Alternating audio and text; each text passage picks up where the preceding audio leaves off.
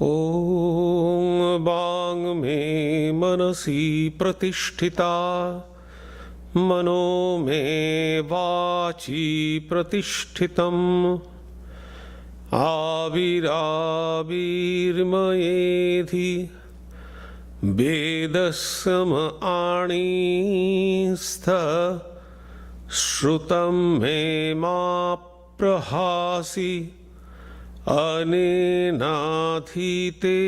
नाहोरात्रान् सन्दधामि ऋतं वदिष्यामि सत्यं वदिष्यामि तन्मामवतु तद्वक्तारमवतु अवतु माम् अवतु वक्तारमवतु वक्तारम् ॐ शान्ति शान्ति शान्तिः हरिः ॐ।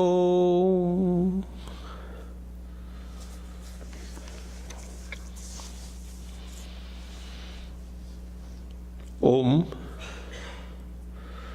May my speech be accorded with the mind. May my mind be accorded with the speech. O self-effulgent one Brahman, reveal thyself to me. May you both, speech and mind, be the carriers of the highest truth to me. May not all that I have heard depart from me. May I be able to join day and night through this study. I shall utter what is verbally true. I shall utter what is mentally true. May that Brahman protect me. May that Brahman protect the teacher. May that protect me.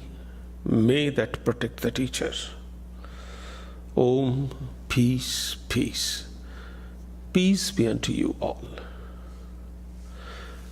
Good morning.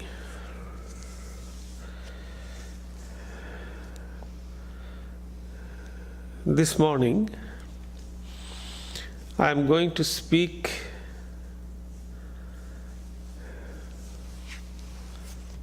on Easter.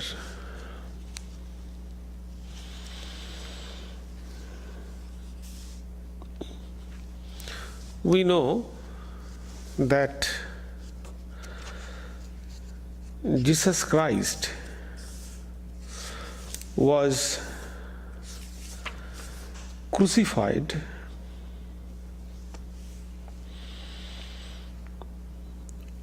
and buried on Good Friday. It was not a good, but it is said Good Friday. It was the Friday, but it is called good. It has risen behind that. And we know that Jesus Christ appeared before Mary Magdalene and his disciples the following Sunday, which is called the Easter Sunday. And nowadays, the Easter Sunday is a festive day, but the ritualistic, mystic Christians, they observe this Easter in a very ritualistic manner. The word Easter comes from Estri, the name of some goddesses we find in Anglo-Saxon concept. It is the goddesses of dawn. Dawn means the night breaks and the day comes in. That's the dawn, the opening, the beginning of new day. Not only that, if you consider the season, it's a spring. After the winter, when everything is covered with snow, there is no sign of life. And what we find in spring,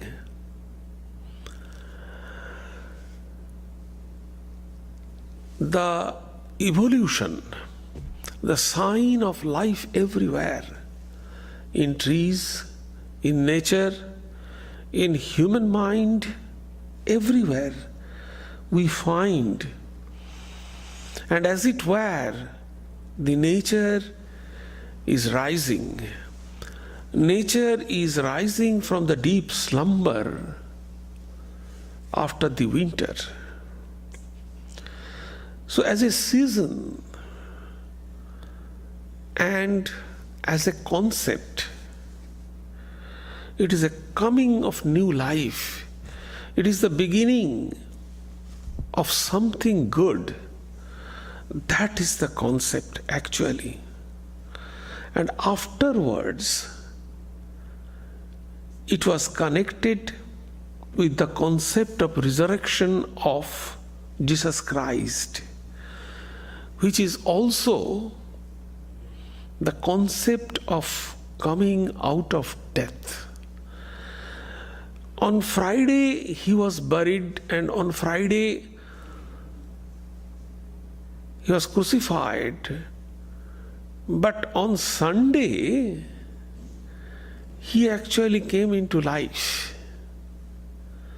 So it is the beginning of a kind of life.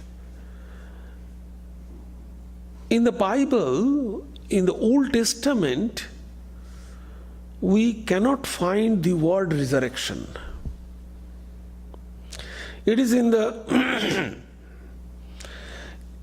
it is actually St. John connected this concept of Easter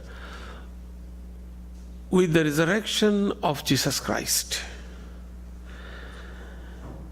In Bible, in Judaism especially, we find that it is a renewal of a kind of dead body. We know the concept, the Jewish concept is that after death, each individual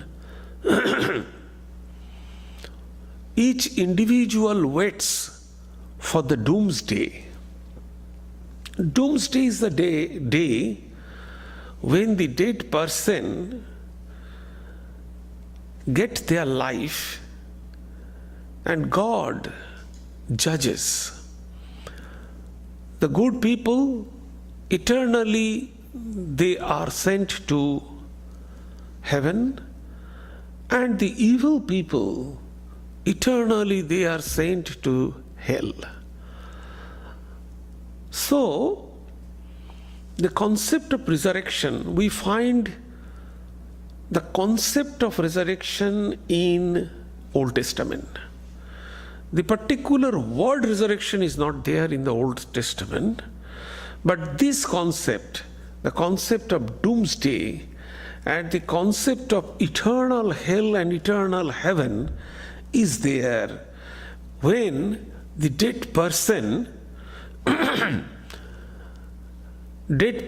come to their life again for the judgment, for the doomsday. So this concept is there. As for example, you can find in the Daniel, it goes in this way, and many of them that sleep in the dust of the earth shall awake, some to everlasting life, and some to shame and everlasting contempt. So we find different passages in Old Testament like this, which signifies the doomsday. So, according to Jewish, we find the two concepts of resurrection.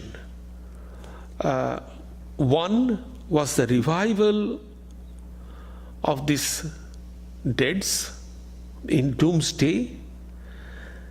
Another is that they have the concept that God will establish the Israel again. So that is the concept of Jewish, that it will become Jewish property and Jewish territory again, and God will do that. So that is also called the resurrection. It is a new thing. That concept we find in the Old Testament. So these are the two concepts. One, the judgment in the doomsday, and the establishment, newly establishment, and getting the authority of Israel again. So Israel will rise. So that is the concept, and God will do that. So that was the concept we find in Old Testament. And everywhere, if you find actually this season, almost all the religions of the world, you can find that there is a kind of resurrection. There is a kind of new life, new agriculture, new agricultural produce, and the festive season everywhere. The color season in India, we find in different places the festivity of with the new agricultural produce, and everywhere you can find this kind of even in ancient Zoroastrianism, in Zoroastrian religion also, we find this kind of rising or coming into life concept there in this particular season of spring. Now, in the New Testament, Saint Paul has given another meaning of resurrection. In the first letter of the Corinthians, it goes in this way: but some man will say, how are the dead raised up? And with what body do they come? So there is this question. We find in Jewish concept that dead body becomes life. So what body they will come, and how they rise up? That is the question. The answer is given there. All flesh is not same flesh, but there is one kind of flesh of man, another flesh of beast, another fishes, and another birds. So they have different kind of fleshes. Again it is said, there are also celestial bodies, terrestrial bodies. But glory of celestial is one, the glory of terrestrial is another. So there are different types of body, different types of flesh, according to the different types of levels. And the last one is important. It is said, so also is the resurrection of the dead. It is sown in corruption. It is raised in incorruption. It is sown in natural body. it is raised a spiritual body. There is a natural body and there is a spiritual body. This is the concept we find in Corinthian, in New Testament. So there are different levels of body. When it is sown, it is corrupted. When it is raised, it is uncorrupted. When it is sown, it is the natural body. When it is raised, it is the spiritual body. So in every level, it is changed. What does it mean? Let us analyze it. And here you can find a significant similarities between the Christianity and Vedanta. Here is the beauty. So it is evident that Saint Paul's words, he did not think that resurrection is actually this physical body rising from dead. Because it is said very clearly, sown is incorrupt, sown is corrupt body, corruption, and the raising is incorruption. And in different level, the flesh of fishes is different, flesh of bird is different, flesh of beast is different, all different levels. And then there is celestial body, there is the terrestrial body. All are different in different level, in different degrees. So it is very clear that the physical body is not rising. The flesh, same body is not rising, it is very clear. It is the spiritual body that rises. Clearly said that when rises the spiritual body, incorruption, so pure. Spiritual body is pure and no physical body. Now what is this spiritual body? Let us analyze this spiritual body. Spiritual body we can find from New Testament also. What is given as spiritual body. So spirit, what does it mean by spirit? Spirit we can consider a kind of energy. Consciousness is the spirit, energy. We cannot see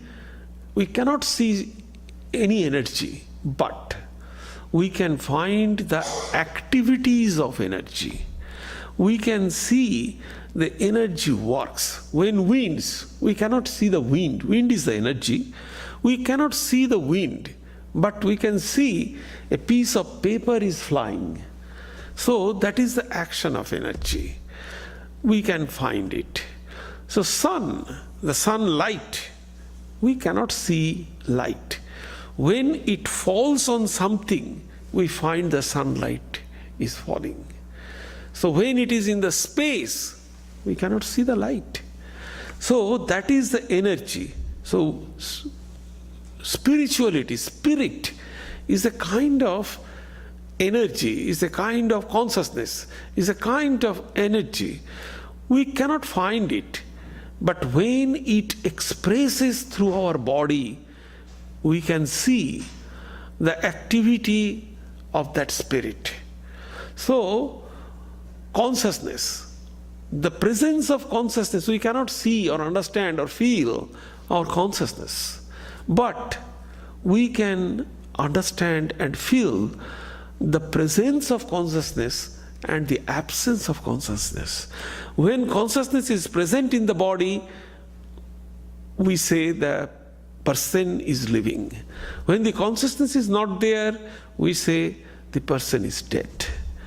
So St. Paul meant a body made of such fine spirit. It is not body. We would consider it a form. So there is a difference between a body and a form. It is a form of a body.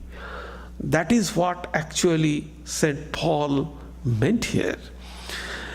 This body is meant of such fine, subtle elements that spiritual consciousness could be manifest through that body. That is the kind of spiritual body. So spiritual body is not exactly a body. It is a kind of form of a body. And spirit is vibrant there. Exactly same thing we can find in Vedanta. Actually, Sister Nivedita, you know, the Margaret Nobel, she was one of the very prominent disciples of Swami Vivekananda. And his father was a pastor. So she was involved in certain movement of Christianity. Now, when she came to India, she wrote that I was not very, although from my childhood I was exposed to the Christianity, but I was not very much convinced by the concept of resurrection. I studied it number of times, but I was not convinced. But when I heard about Sri Ramakrishna, when I heard from Swami Vivekananda and saw Vivekananda's samadhi, then all my confusion vanished. So see, the Vedantic concept is that what kind of body? It's a very vague what is description is given. We have to take help from the Vedanta. Vedanta gives us, there are three types of body according to Vedanta. One is the gross body, the flesh, blood, what we have. The second type of body is called subtle body. Subtle body is the subtle, very subtle things of our gross. It is said, according to Vedanta or Indian philosophy, that there are 5 gross elements. Everything which is gross means what we can see, what we can touch, what we can perceive. If all gross elements are made out of 5 things, and those are fire, water, earth, air, and space. These are the 5 gross elements, and out of that, the world, individual, everything came out. So, this is the gross thing. Then what is the subtle thing? The subtle thing is, and see, the system is very interesting. Each individual has the system of experiencing those 5 things by those 5 things. So individual has those 5 things, and in the cosmos, in the world, has those 5 things. So by each element, individual experiences that element, same element at the outside. Take the example, you can understand that. The nose. Nose is one of our organs, individual organs. By nose, we can experience the smell. So what is the smell? Smell is the subtle thing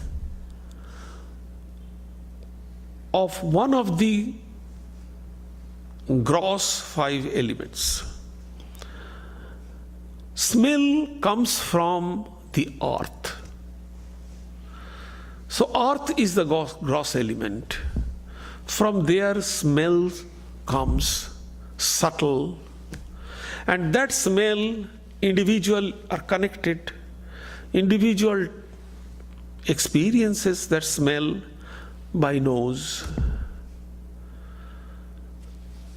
So all our organs, 5 organs, 5 independent organs of an individual experience the subtler things of 5 gross elements. So, similarly, water. Water is the component. Each individual has the liquid component within them. Fire. We have temperature, we have heat in our body. In digesting system, we generate heat. So heat is connected with that. So in this way, we can find. Similarly, the seen, eyes. What is connected with eyes? The fire is connected with the eyes. Rupa, in Sanskrit, it is called Shabda, Sparsha, Rupa, Rasa, Gandha. Shabda is the sound, Sparsha is the touch by skin,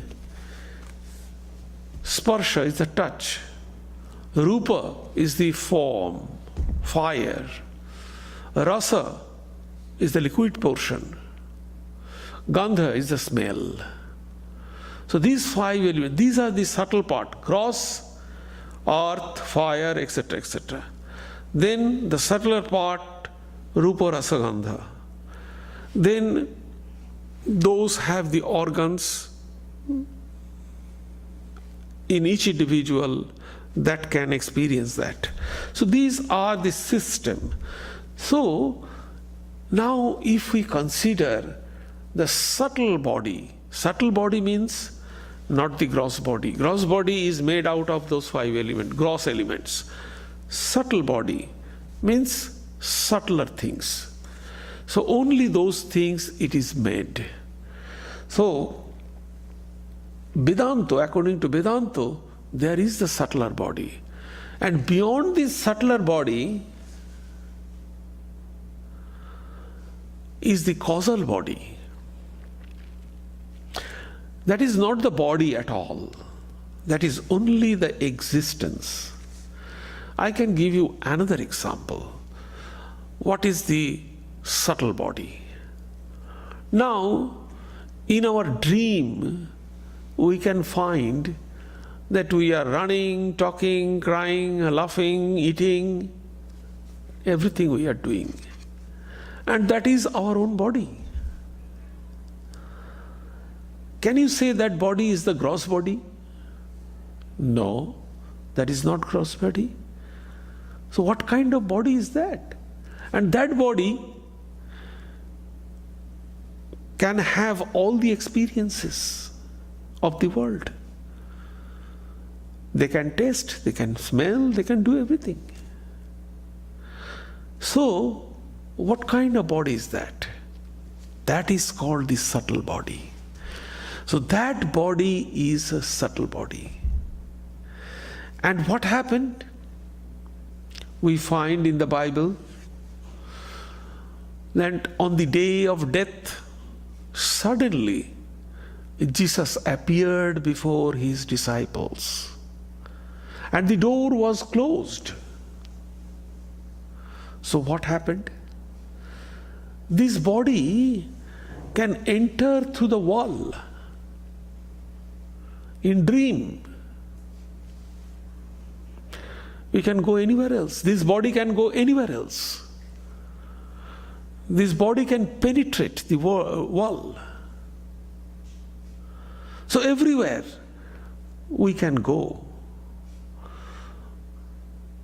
So probably that is the body, what we find St. Paul is explaining.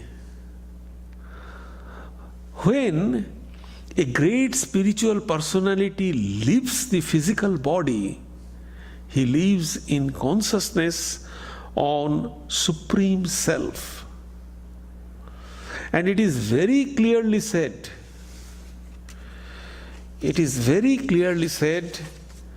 in Bible that a human being doesn't live in body. A human being lives in consciousness and mind. When we sleep, our body is dead. Even an individual can work fully without his body. When we dream, our body is completely dead. But we can do everything. So human being can live in mind. And it is said very clearly that real life depends, St. Paul said in the epistle to the Romans 8.6, for to be carnally minded is death, but to be spiritually minded is life and peace. Even though a person is living and carnally minded, he or she is considered a dead.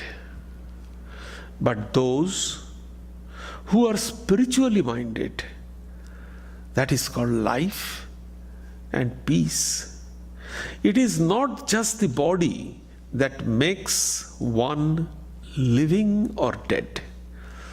It is our inner consciousness. If you are carnally minded, even though your body is alive, you are actually dead. In Bhagavad Gita also, we can find this concept. That when the ordinary humans, they are wakened, they wake up, the spiritual persons, they sleep. When the spiritual persons, they wake up, then the ordinary person sleeps. So what does it mean? Although we are in the normal plane, we are waking, but spiritually we are sleeping. So that is what it is said. And now, another concept. Even the living people, when they are not sleeping, if they disconnect themselves from the body, in sleeping, we disconnect ourselves from the body. Because body is lying down here and we are traveling whole world. So completely disconnect from the body. If in the waking state, if we can disconnect our body and we live in mind and consciousness, then it will become a completely spiritual body. So the great lives, those who are great person, they actually, after their life, they can continue in subtle body for the good of the humanity. We can find the same thing in the life of Sri Ramakrishna. When Sri Ramakrishna passed away, he appeared not only before Holy Mother, but also before all his disciples. When, in Indian culture, when a husband passes away, the women, they remove all the ornaments, all the decorated garments. They maintain very ordinary life. That is the custom. So when Sri Ramakrishna passed away, Holy Mother was about to remove the jewelry and ornaments. Sri Ramakrishna appeared to her and said, "What are you doing? I have not gone away. I have just passed from one room to another." So Holy Mother understood that she need not live like a widow, since there was no death of Sri Ramakrishna. So how did Sri Ramakrishna appear before Holy Mother? Exactly the same way Jesus appeared before his disciple. On the 8th day again, Jesus appeared before his disciple. So, that is the body. It is not the flesh. In different terrestrial bodies, celestial body. So there are different subtle body. We have heard that there are terrestrial body, there is celestial body. According to Indian philosophy, there is gross body, there is subtle body, there is causal body. So this kind of body, now how we can connect it with the resurrection? So resurrection is the coming into life. If we consider that we are actually, the ordinary human being, are actually a spiritual dead person. Body has ailment, body has changes, growth, decay. So body has no meaning with us. The young people, they cannot understand that. But as we grow, slowly we can understand that body doesn't have any meaning. Because why? Because the youngs are so connected with the body, they cannot separate their body and their mind. And again, another separation is there, from their mind to their consciousness. So that's another step. So it is very difficult for a young boys or girl to separate mind from body, and more difficult, mind from the consciousness. So if a person like Jesus, this could separate their mind from body and their mind from consciousness. So for them, they retained, after their passing away, They retained their body, but not the ordinary gross body, the subtle body. They retained that, through which spirituality and divinity can be manifested in a proper way. They kept it for the good of the humanity. We find the spiritual ministry was started after resurrection, not before that. So, what is the real meaning of resurrection? The real meaning of resurrection is this: in our life, we shall get rid of this gross body. We shall live in the spiritual body. And this kind of paradigm shift is actually the inner meaning of resurrection. So it is a new life in a spiritual realm. That is the significance of resurrection. Ritualistically, yes, we can do some rituals, we can read Bibles, but spiritually, we have to elevate. We have to separate our attachment from the gross body.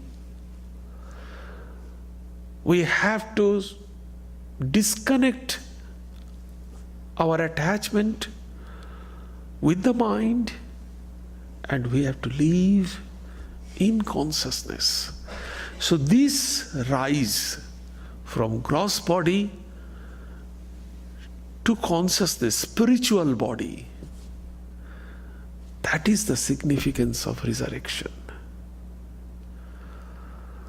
If we can do it, we will become the real devotee of Jesus Christ.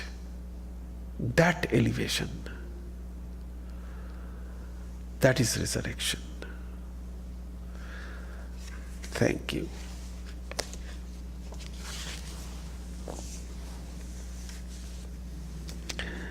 Do you have any question? Quick question?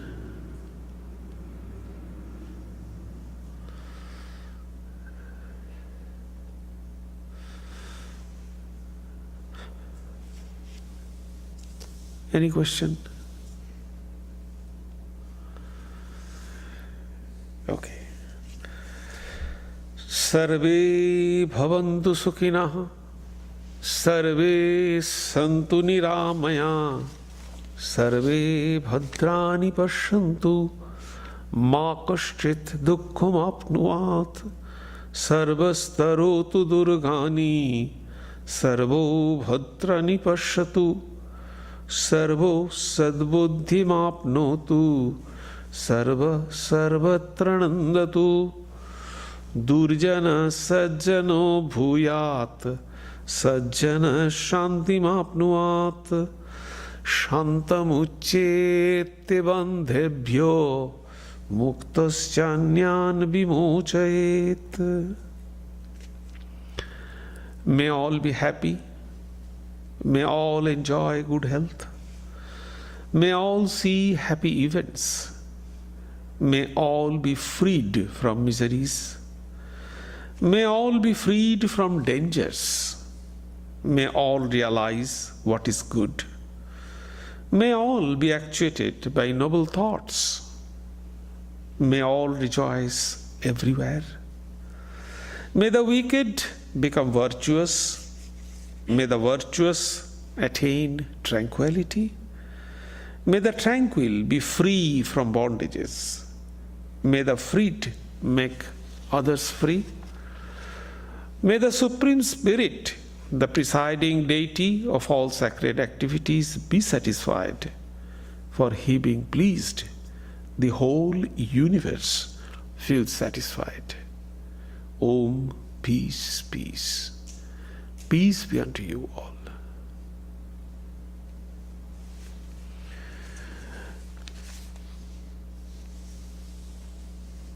We have a few announcements. Coming Saturday, you know that we have a big program in ICC Milpitas. It is in connection to our year-long celebration of Swami Vivekananda's 125th anniversary of Swami Vivekananda's visit to the Bay Area. So it will be on Saturday. So we don't have any service, morning lecture on Sunday.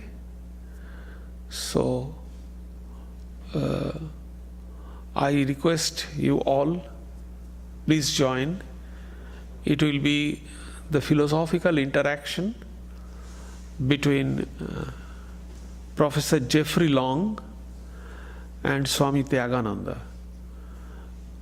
Professor Jeffrey Long is the Indologist.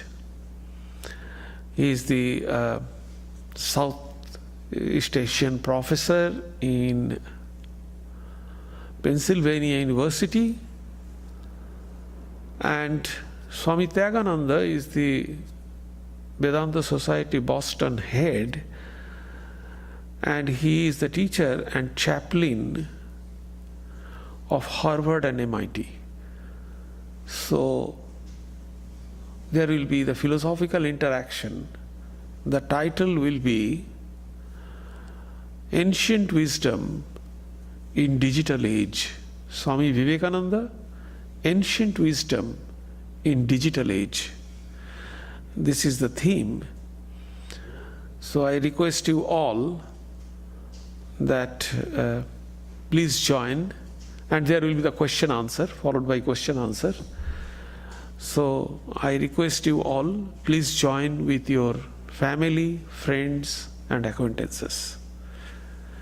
It is a free program. So, and the following program is the big program, the musical program. Very famous, world famous artists, they are performing. That is also in San Jose, the Center for Performing Arts. That is the only ticket selling program, fundraising program, because that is the only fundraising program by which we are conducting the year-long program. There will be other programs also coming up. There will be the academic program. There will be publication, 2 books we are going to publish. And then there will be Vivekananda pilgrimage. There will be the bus tour that where Vivekananda visited in the Bay Area, where he stayed. And you know that we have published a calendar. It is looks like calendar, but it is a documented calendar. In all 365 days, what Swamiji did, what Swamiji talked, with whom he met, everything is there in 365 days. In 1900, because it is 125th anniversary. And a list is given, the date, venue and title of Swami Vivekananda's lecture that he delivered in the Bay Area. So he lived 97 days in the Bay Area, and he delivered more than 73 lectures in the Bay Area. So you can find in that calendar. Obviously, I would request you once again, please come, join, participate with these historic events, and yes, please. Next week's program starts at 7 p.m. How long does it last? 9, 7 to 9. Mataji is there. Huh? There is no Mataji in the One Mataji is there. Mataji means the moderator, yeah. The moderator will be Sundari Jensen. She is the ready anchor, and she runs a program of Yoga Hour, a podcast program every week. So she will be there. She is from the Yogananda lineage. So she will be the moderator.